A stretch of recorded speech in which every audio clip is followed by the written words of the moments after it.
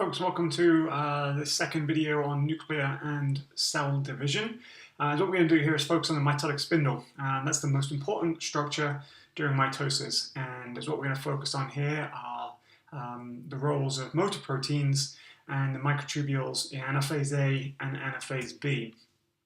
So the microtubule containing apparatus responsible for the separation of the sister chromatids into the daughter cells is this structure called the mitotic spindle.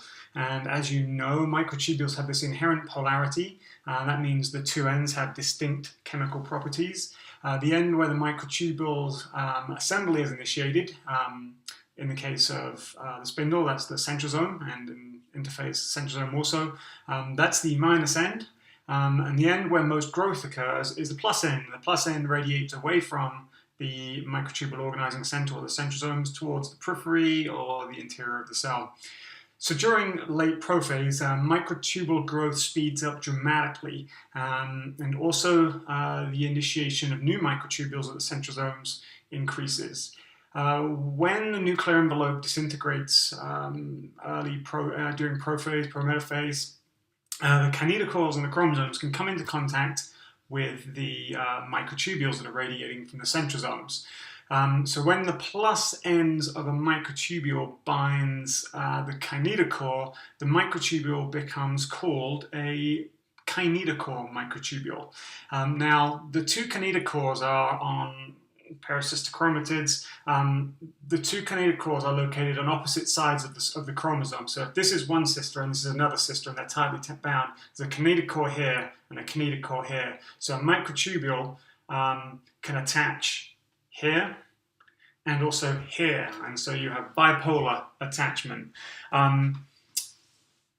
The polar microtubules, those are these microtubules which are not making contact with the kinetochores. They overlap in the middle of the cell, and where they overlap, there are cross-linking proteins that bind them to one another.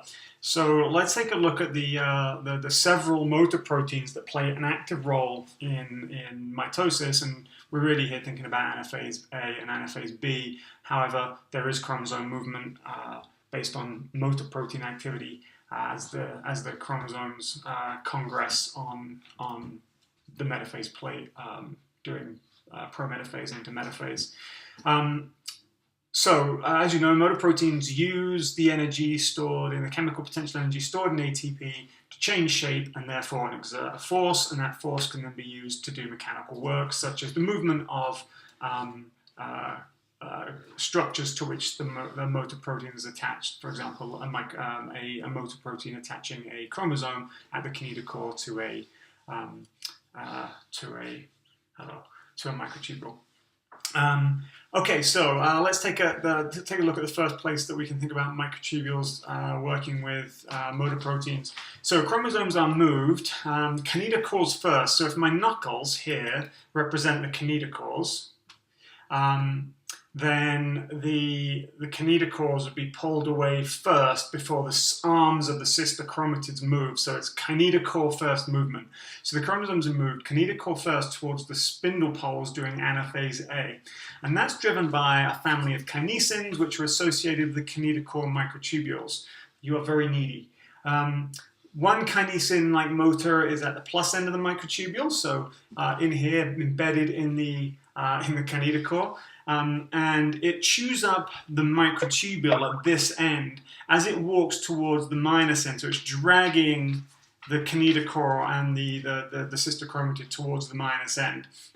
The other kinesin-like motor protein is located here at the minus end, down at the centrosome end of the kinetochore microtubules. And so it's embedded in the spindle pole, and here it induces depolymerization of the microtubule at the minus end, and that's kind of like reeling in the whole microtubule. So it's pulling kind of the microtubule, depolymerizing and pulling in the microtubule. So we've got two activities here: the pulling of this motor protein towards the minus end, and then this depolymerization by this kinesin at the minus end, which just shortens and pulls in the microtubule.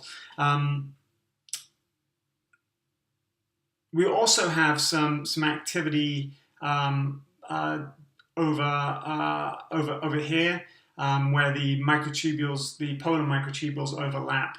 So these motor proteins here are basically going to work to push the two sets of overlapping polar microtubules away from one another. So these are called bipolar kinesins, and so they're basically going to walk and push the microtubules away from one another, and that's going to cause the two spindle poles to push apart. And so what we're thinking about is the chromosome is doing this in anaphase A, and then the spindle poles pulling apart as the microtubules shorten in anaphase B. Those things can happen separately or they can happen simultaneously. So that's also going on here at the overlapping zone of the polar microtubules. The third place we can think about the activity of motor proteins influencing chromosome movement is here at the cell cortex. And here, a motor protein called cytoplasmic dynein is associated with these microtubules called astral microtubules. And so that cytoplasmic dynein is associated with the astral microtubule and actin in the cell cortex. And so that's a thin layer of actin filaments just under the plasma membrane.